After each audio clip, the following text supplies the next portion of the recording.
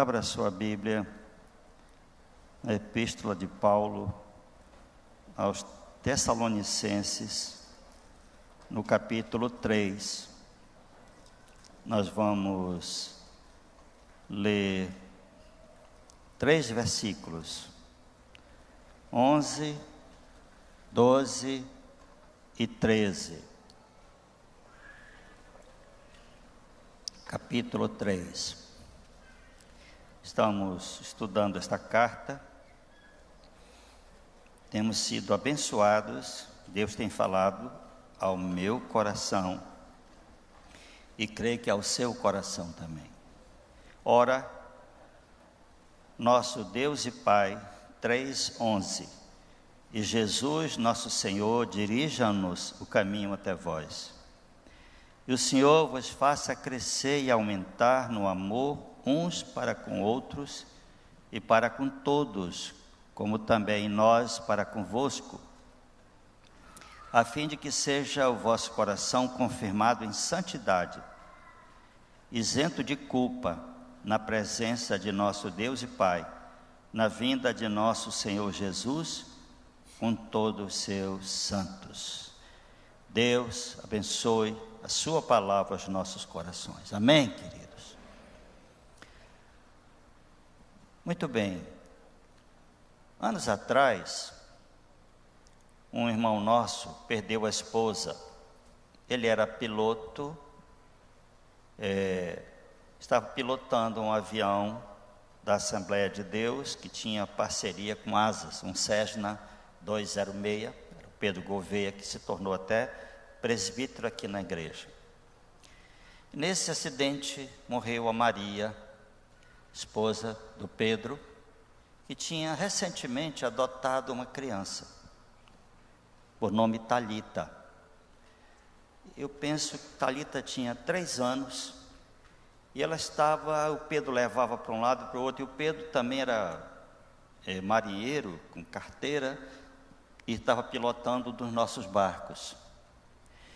E um dia a Lucília, minha esposa, olhou e disse: vamos falar para o Pedro, ele pode deixar a Thalita aqui em casa. Que coitadinha, já adotada, com 1 mês e pouco de adoção, a mãe morre, a mãe adotiva. E aquela criança estava para um lado e para o outro. E aí nós concordamos, e logicamente o Pedro concordou, e a Thalita foi lá para casa. Fomos um retiro, no Monte Sião, e algumas semanas depois, e a Thalita não parava de falar: mamãe, mamãe, mamãe, mas era muito repetidamente essa palavra.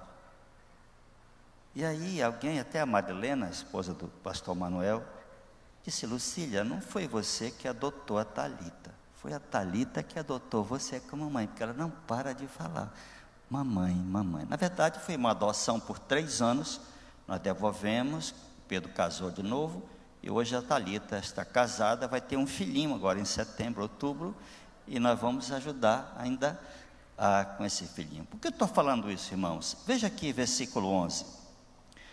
Ora, nosso Deus e Pai, nosso Jesus, nosso Senhor, dirijam-nos o caminho até vós. Verso 13. A fim de que seja o vosso coração confirmado em santidade, isento de culpa, na presença do nosso Deus e Pai. Em 3 versículos, o apóstolo Paulo fala de Deus como Pai em 2 versículos. Nós temos uma necessidade de paternidade, de maternidade. O caso que a Thalita estava expressando isso muito profundamente. E sabe, irmãos, Abraão, Deus se revelou a Abraão como El Shaddai, Deus Todo-Poderoso. Deus revelou para Moisés como Iavé, ou Javé, quer dizer, eu sou. Quando Moisés diz: como é que eu vou lá com o faraó? O que eu vou dizer para ele? Diga para o faraó: eu sou, te enviou. O eu sou são 4 letras hebraicas que perdeu-se a pronúncia. Parece a mais próxima, Yahvé. Alguns chamamos Javé. Jeová é a menos possível. Bom, primeiro porque não tinha vogais entre os hebreus. Depois que veio os masorretas e que veio as vogais. Mas antes não tinha vogal. A língua, você lê ao contrário e não tinha vogal. Mas eles sabiam a pronúncia. E Jesus veio a este mundo, irmãos, para revelar o Pai. Em toda a Bíblia, no Antigo Testamento, todos os 39 livros, tem 6 vezes a palavra Pai para Deus. Pai dos órfãos, Pai da viúva, Pai de Israel. Mas não assim, meu Pai, vosso Pai.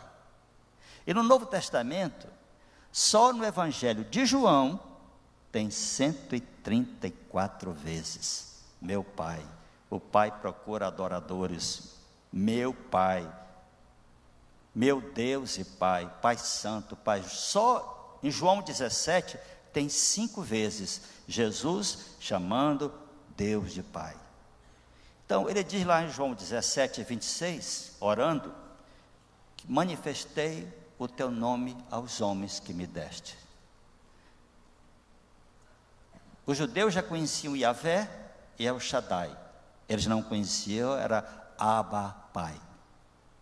A Bíblia diz que quando o Espírito Santo entra em nossa vida, nos dá esse clamor de chamar Deus de Pai. Ali é Abba, Pai. No grego é papaizinho.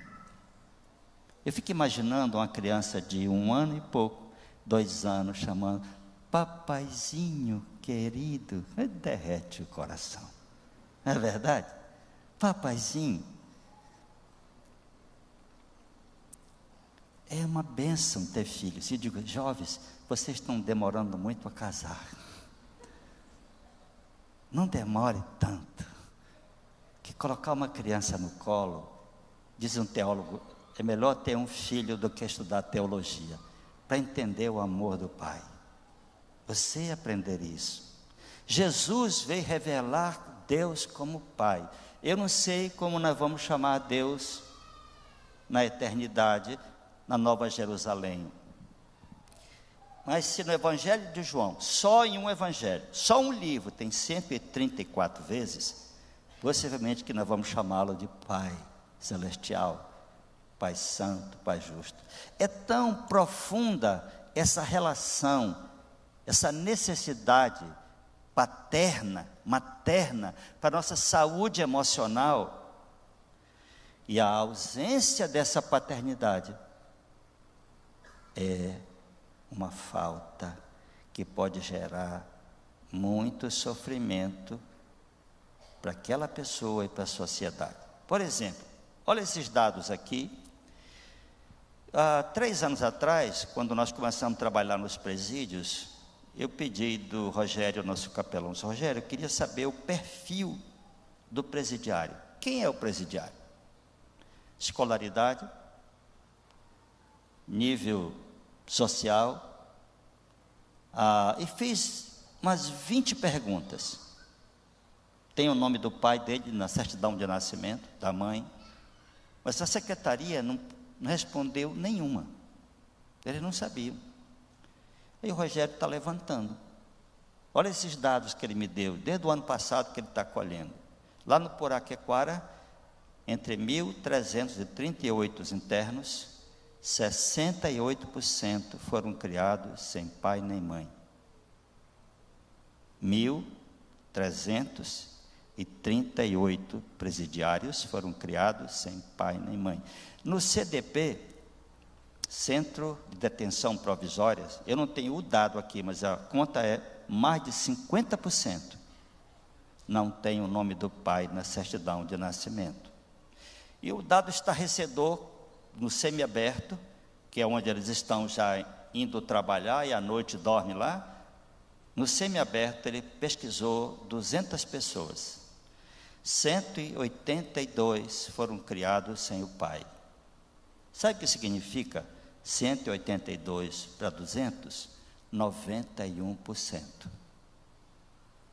Veja a ausência paterna, o que pode gerar no coração de um adolescente, que a criminalidade, a droga começa na adolescência. 91%, isso deve fazer você pensar bem, dizer: pai, foi o dia dos pais, domingo passado, né? Invista nos seus filhos, mas invista com vontade, porque o investimento de tempo, especialmente para o filho homem, o pai, representa saúde emocional, inteligência emocional, segurança. E os filhos precisam de limites. E eu estou vendo meu filho, como é que ele está educando as duas netas. Ele tem feito uma coisa muito disciplinada, porque a cultura canadense o ajudou a certas disciplinas. Mas esse dia eu estava vendo, passei o mês de junho lá, minha neta mais velha, linda, mas é uma linda pecadora. É colérica. Sabe o que significa isso? Colérico, se você não dominar até 2 anos, ele vai dominar a sua casa e vai botar a sua casa de cabeça para baixo. Porque aquela força do pecado, junto com as fraquezas da personalidade do colérico, logo ele está cercando, eu brincando, qualquer coisa que contrariava, eu falei: linda pecadora. Tem que educar, tem que dar limites desde cedo, não pode deixar para 3, 4 anos, tem que começar desde cedo. Então, irmãos, esse assunto de paternidade é muito importante na Bíblia. E eu começo aqui então, com essa passagem, vendo que Paulo estava sempre falando sobre isso. Mas Paulo mesmo, no capítulo 3, ele está sentindo a saudade de pai, porque ele gerou aqueles irmãos de Tessalônica. Lá em Atos 17, fala que ele pregou 3 sábados. Só que, Dr. Russell Shedd diz, possivelmente Paulo passou lá alguns meses. E eu fui ler as 2 cartas.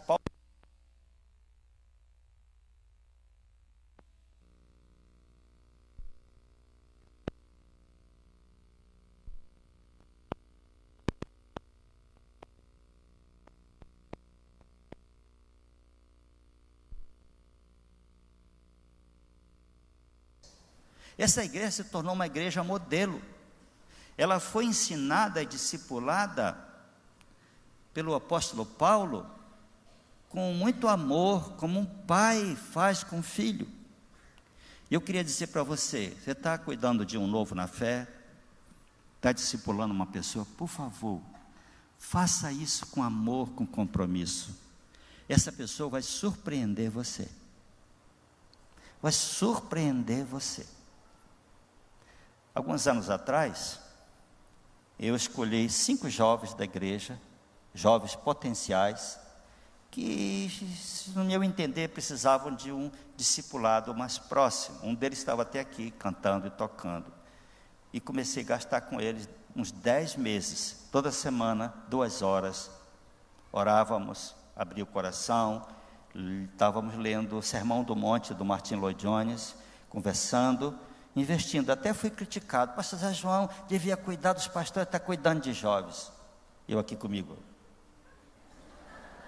eu sei o que eu estou fazendo. Quando eu olhei, Deus me deu a visão: cuida desses Timóteos. Eu estou para escolher outros 5 Timóteos para começar a cuidar deles. Porque tem uma fase na vida que a pessoa precisa definir.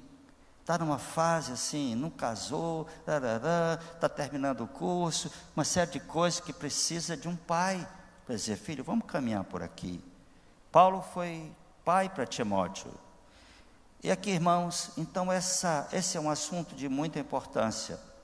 Essa paternidade, eu disse há pouco, quero repetir, o Espírito Santo, está em Romanos 8, 15 a 17, ele nos ensina a chamar Deus de Pai, papaizinho, com intimidade, em todas as saudações de Paulo, em Romanos, 1 Coríntios, 2 Coríntios, Gálatas, Efésios, Filipenses, Colossenses, 1ª e 2ª Tessalonicenses. Paulo, na introdução, ele fala, veja o que está aqui nesta carta. Capítulo 1, verso 1. Paulo, Silvano e Timóteo, a igreja dos Tessalonicenses, em Deus Pai e no Senhor Jesus Cristo, graça e paz a vós outros. Ele se refere a Deus como Pai e a Jesus como Senhor. Deve nos ensinar alguma coisa isso. Deixa eu dizer uma coisa para você, muito do meu coração. Eu fui criado sem pai. Meu pai foi assassinado numa fazenda quando eu tinha 2 anos. Nós viemos saber do assassinato quando 30 anos se passaram. Um vaqueiro que ele deu as contas ficou irado e veio um tocaia, matou e jogou o corpo no rio. Depois alguém encontrou alguma coisa. E eu fui criado sem esse privilégio de dizer pai, papai. Não sabia o que é isso. Porque 2 anos só tinha uma vaga lembrança no curral, com um copo de alumínio. Dizia, pai. Aí ele enchia daquele leite quentinho de gado. Aí eu lembro que eu tomava e dizia, mais.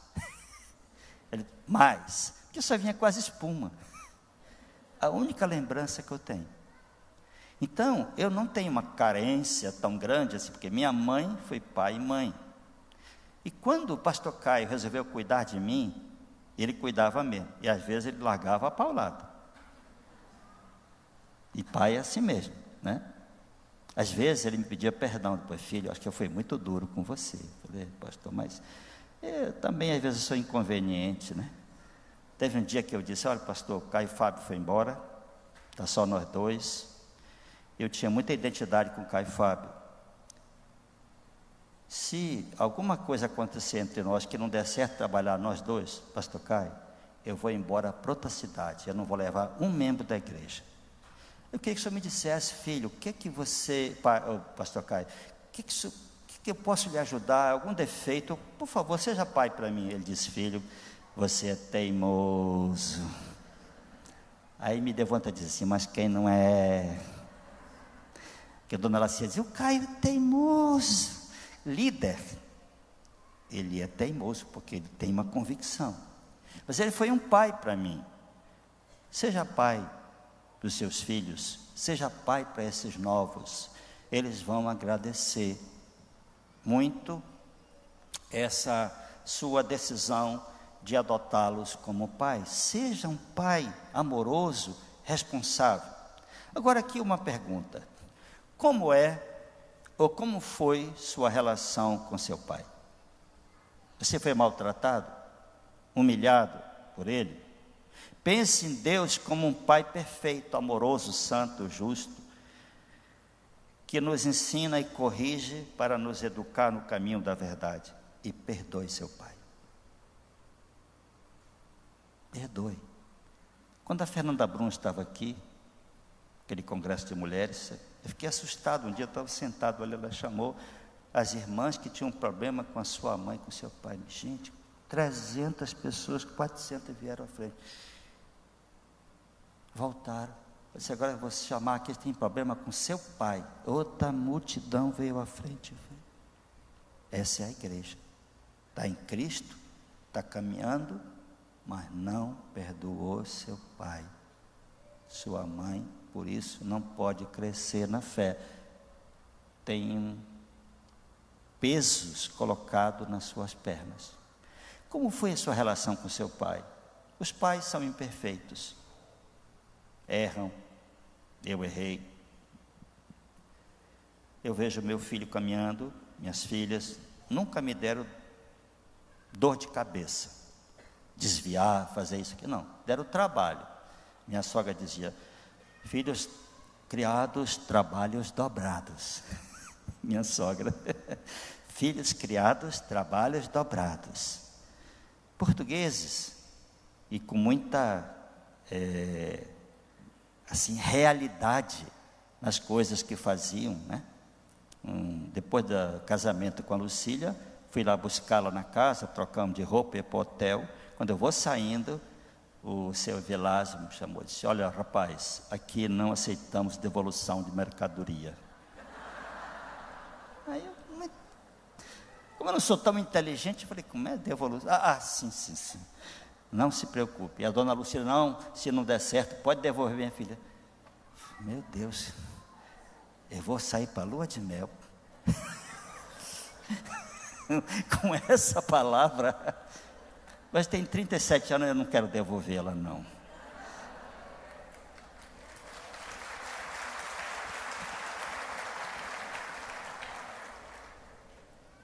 Quem acha uma esposa achou bem, alcançou a benevolência do Senhor. Outra pergunta: como é a sua relação com seu filho? Alguns de nós não entendemos, quando os filhos estão na adolescência, a relação com eles. Ele não quer, papai, que você chegue no colégio com um beijinho, não, por favor. A turma vai cair na carne dele, vai cair na pele dele. Nenenzinho, papaizinho, beijinho. Vai passar a semana gozando da cara dele lá. Não faça isso não. Entenda o que está se passando com ele, seu filho que está ficando adolescente. Mas assim, converse com ele. Não humilhe seu filho na frente dos amigos dele, que ele vai te odiar. Não humilhe seus filhos diante dos amigos dele. Ele vai te odiar se você fizer isso. Faça isso não. E procura ouvir o coração dele. Eu fiz uma viagem com o Felipe, lá para o Anamã. Nós fomos de barco de recreio, pegamos um camarote. E quando eu estava chegando lá no Anamã, Felipe estava já com 14, 15 anos. Falei, filho, como é que é? Alguma menina e tal, pintor, como é que está esse negócio? Eu estou aqui jogando verde, né? Você é pai, estou namorando com uma menina do colégio. Aí eu fiz de conta que estava tudo normal. Sim, deixa eu me recuperar aqui. Quem é? Tal, eu fui orientando. A sexualidade é a coisa mais natural. Agora um rapaz bonito, de 1,80 m. Então, filho, não é conveniente isso. Fui orientando depois, filho, como é que está aquela situação? Pai, e nós fui acompanhando, que se eu entro de sola nele, eu perdi a comunicação. Ele abriu comigo um assunto que ele não tinha aberto antes. Então veja que essa relação com filhos, nós aprendemos que Deus é nosso Pai amoroso, que cuida de nós, que nos educa, e aí eu fui acompanhando durante esse tempo. Então, como é a sua relação com seu filho? Muito bem, 3 coisas para terminarmos nesta noite de aplicação aqui. Versículo 12, diz assim: e o Senhor vos faça crescer e aumentar no amor uns para com outros e para com todos, como também nós para convosco, a fim de que seja o vosso coração confirmado em santidade. 3 pontos para você pensar hoje à noite. Primeiro, ame, pois o amor gera virtudes e excelentes frutos. Paulo está orando para que eles transbordem no amor. Essa palavra aqui, aumentar no amor, é a ideia de transbordar no amor. Do amor não ser só para você, mas como Salmo 23, unge minha cabeça com óleo e aí o meu cálice transborda. E Paulo está dizendo aqui, irmãos, uma coisa que crescer no amor. Eu fiquei pensando, eu tenho crescido no amor? Você tem crescido no amor? Como é a sua relação primeiro com Deus? Se a sua relação com Deus é de pouca conversa na oração, você não está crescendo. Amar o próximo significa que você vai evangelizar, você vai falar de Cristo, vai orientar, vai discipular essa pessoa. Isso é, na prática, a expressão de amor ao próximo. Fazer o bem. Nós estamos falando aqui de tantos projetos sociais e espirituais importantes. Eu não quero trabalhar só o social pelo social. Nosso trabalho é de missão integral. Levamos a palavra e levamos assistência médica E muito mais ensinar a pescar do que dar o peixe. Em Gálatas, o apóstolo Paulo diz assim: mas o fruto do Espírito é amor, alegria, paz, longanimidade, benignidade, bondade, fidelidade, mansidão, domínio próprio. Veja que Paulo está dizendo aqui, irmãos, o fruto do Espírito é amor. E na sequência, então, alegria, paz, benignidade, fidelidade, bondade, mansidão, domínio próprio. Então, a sua relação de oração, leitura da Bíblia, meditação, das grandes necessidades nossas, irmãos, é a meditação pessoal, é a oração pessoal. Nós temos os grupos familiares, temos a escola bíblica, tudo isso é bênção, mas todo dia você está com a sua Bíblia em casa, você pode separar 20 minutos, ou de manhã, ou de tarde, ou de noite, conforme o seu horário. Isso é fundamental. Eu não esqueço o Dr. John Stott, que é o autor preferido, estava em São Paulo, muito humilde, autor de muitos livros, um homem dos mais influentes do mundo. Século passado, este século, morreu faz uns 2 anos, ele dizendo: de manhã eu acordo, meu tempo devocional, e eu peço a Deus esses frutos do Espírito, esse fruto, manifesta em mim, Senhor, o amor, a alegria, a paz, a benignidade. E eu fiquei pensando, aquele homem vivia só para o Senhor, ele era celibatário, só vivia para o ministério, feliz porque ele estava no dom que Deus deu para ele, que é um dom raro. E aí, nós temos que lutar com a obra da carne.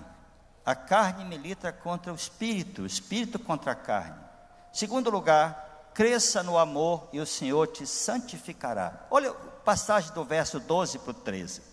O Senhor vos faça crescer e aumentar no amor para uns com os outros, e para com todos, como também nós para convosco, a fim de que seja o vosso coração confirmado em santidade.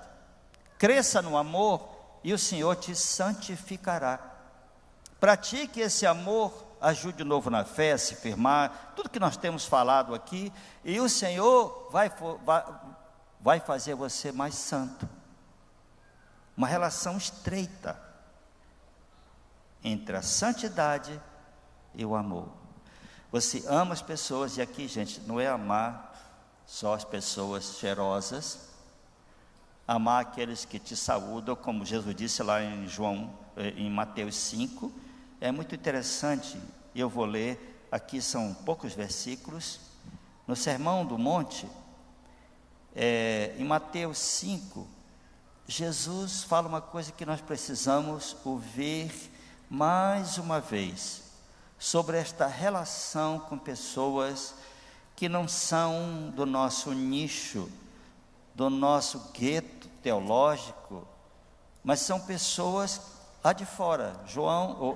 Mateus 5,43, o visto que foi dito: amarás o teu próximo e odiarás o teu inimigo.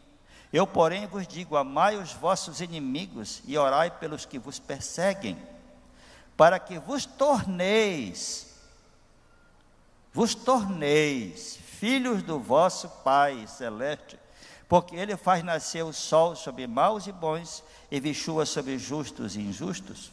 Porque se amardes os que vos amam, que recompensa tendes? Não fazem os publicanos também o mesmo?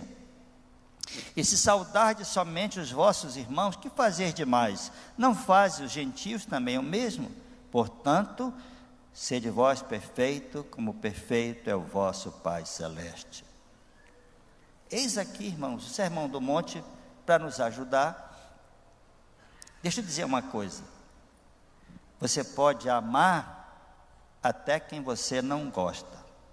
Pastor, como é isso? Que gostar é um sentimento, amar é um verbo aqui. Eu vou fazer bem para aquela pessoa, até que fala mal de mim.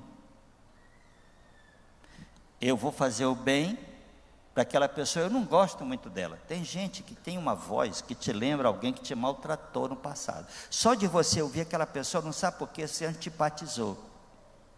Amar é uma escolha. Por exemplo, os que são casados. Amar é uma decisão de amar até o final. No início, quando a esposa é novinha e toda aquela questão é erótica, porque o amor erótico também está na Bíblia, está lá em Cantares, né? Sexualmente falando. Então, a lua de mel e alguns anos de atração física, mas você tem mais de 30 anos de casados, mas ela é a mulher da tua mocidade. E de você amar é uma escolha. E olha, queridos, uma coisa. Quem deixa a sua mulher por atração sexual, no fim da vida, vai se arrepender muito. Provérbios capítulo 5. Pode ler com atenção. Então, é escolher amar. E aqui, irmãos, penso assim que a igreja, e o que eu vou falar agora é muito sério, a Igreja Presbiteriana de Manaus pode crescer na fé, pode ser mais santificada, se ela amar os pobres e os pecadores. Porque nós somos uma igreja de classe média. O povo aí fala que é igreja de rico. Não é bem assim. Eu vou ao restaurante, de vez em quando a pessoa está vendo a quanto custa isso, quanto custa aquilo, para gastar só 40 ou 30 naquela noite. Não é isso. Mas nós vestimos bem, aqui tem bons carros. Os pobres podem salvar a igreja. Não estou falando de salvação para o céu, mas salvar do consumismo. Do consumismo. Salvar, irmãos, a igreja desse consumismo que atingiu na sociedade. Salvar a igreja desse secularismo.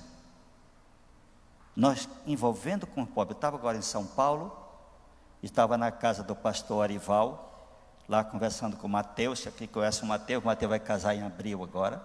Fui lá, passei uma noite. Falei, Mateus, que organizou as viagens da igreja de Pinheiros para cá. Falei, Mateus, me fala como é que tem sido. Pastor, as viagens têm sido bênção para nós, pastor. Bênção, pastor. Muita gente está sendo chamado, está tendo um chamado missionário. E eles vêm 30, todos com roupa direitinho, paramentado, fazem um trabalho nas comunidades. E aí Mateus me fala, pastor, eu fiquei chocado numa comunidade. E eu sei até o nome, Vila Nova. Vila Nova estava por causa do barranco que caiu, estavam mudando para trás. As casas, estava tudo desorganizado lá, né? Um campo de futebol todinho foi caindo, até a igreja caiu. Tem que fazer outra. Ele falou, pastor, eu fiquei pensativo numa coisa. Ele tinha saído do Cuia, ele viu plantações lá no Cuia, no Vila Nova não tinha nada, estava um negócio muito desorganizado. E eu cheguei lá, o rapaz me perguntou, de onde você é? Ele disse, eu sou de São Paulo. São Paulo, é? Disse, olha, eu vi uma matéria agora aqui na televisão, o pessoal pegando trem e metrô para ir muito longe para trabalhar. É na sua cidade? Se é. E o Ribeirinho perguntou, quanto tempo você passa para ir trabalhar? Ele disse, 1h30. Ele disse, tudo isso, rapaz? Mas que coisa, hein? Que ruim é viver na sua cidade, hein? Aí o Mateus disse, é verdade, eu que não tinha pensado nisso. Ele disse, olha rapaz, é muito difícil viver assim, 1h30 para chegar no trabalho, 1h30 para voltar. Ele disse, pastor, naquele dia, eu entendi algumas coisas. Aquelas pessoas que não têm nada, estavam me questionando de viver numa cidade como São Paulo. E eu fiquei pensativo naquilo. Veja, e eu convido os americanos, e agora convidei 2 igrejas que estão vindo com adolescentes. Eu digo, os teus jovens, os teus adolescentes são consumistas, querem usar marcas. Eles precisam ir no meio dos ribeirinhos, aquela gente que não tem nada e é feliz. Chega lá, que tal, dona Maria? Tudo bem, graças a Deus. Seu João, como vai? Tudo bem, graças a Deus. Os teus adolescentes, os teus jovens, nós precisamos ter um contato com gente que não depende do tamanho da conta, nem que está com dinheiro no bolso. Esse pastor, aí veio um pastor de Orlando, outro de Palm Beach, querem trazer os seus jovens e adolescentes, e alguns pastores aqui do Brasil, a gente estava reunido, começaram a me procurar, eu divulguei já há alguns anos agora que estão vindo, mas eu estou dizendo, para salvar a tua juventude, se o jovem da igreja, adolescente, e nós, irmão, não envolvermos com missões, com os pobres, nós vamos ser pessoas egoístas, nós vamos nos tornar egoístas. O que é o egoísta? O egoísta é assim: o que é meu é meu. O perverso: o que é teu é meu.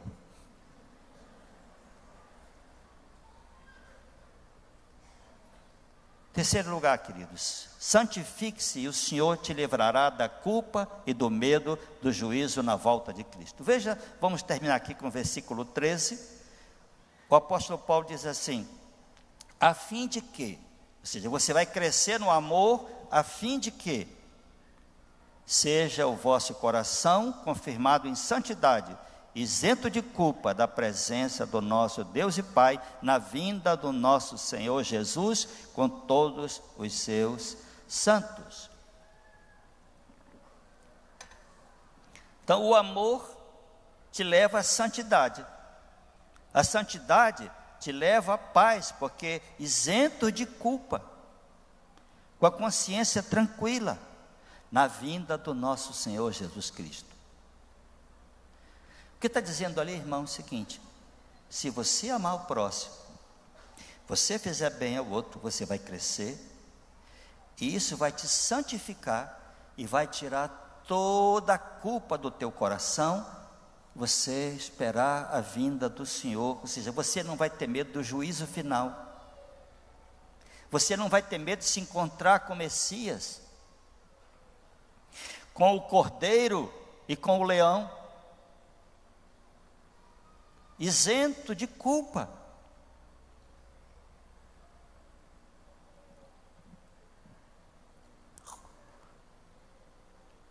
Isento de culpa. Quanta gente vive com culpa?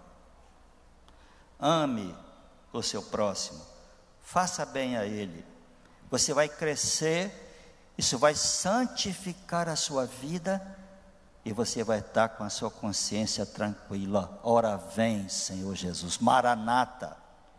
Tem gente que tem um certo pavor da volta de Cristo. Por quê? Porque não está preparado. Então, ame. Isso vai gerar frutos excelentes. O amor, o fruto do Espírito é amor, alegria e paz, fruto do Espírito Santo. Então você precisa de tempo com Deus, porque você e eu somos maus. Você não, pastor, você é mau, eu também. Jesus disse: vós que sois maus, sabei das boas dádivas aos vossos filhos. Ame, isso vai levar você à santificação, e vai trazer paz ao seu coração, porque vai tirar toda a culpa que porventura esteja na sua vida. Os irmãos estão entendendo? Amém? Os irmãos entender que Deus é seu Pai, que é um privilégio. Irmãos, nenhum profeta na Bíblia chamou Deus de Pai. Nenhum profeta, nenhum rei, sacerdote, nenhum profeta, dos grandes profetas, que Deus diz, nem que Samuel ore a mim, e fala na outra passagem, nem que Noé e fulano ore a mim. Só você e eu tem esse privilégio de chamar Deus de Pai. É a revelação que Jesus trouxe a nós. Manifestei o teu nome aos homens que me deste. Ele já conhecia o Yahvé, conhecia o El Shaddai, mas eles não conheciam o Pai. Se relacione com o Pai, se ajoelhe lá no seu quarto e chame Deus de Pai. E se esse Deus ainda não é seu Pai, porque Ele é Pai de quem nasceu de novo, Você pode hoje à noite dizer: Senhor, entra na minha vida, me faz nascer de novo, me dá esse espírito que clama: Abba, Pai, Papaizinho. Vamos orar. Curva a sua cabeça. Senhor Deus, traz iluminação o coração dos meus irmãos. Esse privilégio do Novo Testamento, de chamar o Deus Criador dos céus e da terra, o Senhor dos bilhões de galáxias, que os astrônomos estão falando de bilhões de galáxias. Eles falavam bilhões de estrelas, falam bilhões de galáxias. O Senhor Todo-Poderoso, El Shaddai, o Yahvé que se revelou a Moisés. Agora Jesus diz que Ele é Pai. Pai dos órfãos, das viúvas, o Pai de todo aquele que crê. Pai celestial, Pai justo. Senhor, Tu sabes, nós precisamos consertar muita coisa na relação com os nossos filhos. E muitos de nós perdoar os seus pais por maltratos, por palavras duras. Senhor Deus, que esta revelação do Pai amoroso, Pai santo, Pai justo, possa curar nossas mentes, nossos corações, e nos fazer mais, Pai, amorosos com nossos filhos, com os nossos netos até, Senhor. Ajuda-nos a gastar tempo contigo, Senhor. Deixa, Senhor, Tua presença sobre nós, envia. Não nos permita ficar na superficialidade daqueles cristãos que não abrem a Bíblia para ler, para orar, para buscar a Tua face. Perdoa os nossos pecados e dá-nos uma semana abençoada por Ti, Senhor, em nome de Jesus. Amém. Boa semana, irmãos. Deus abençoe, queridos.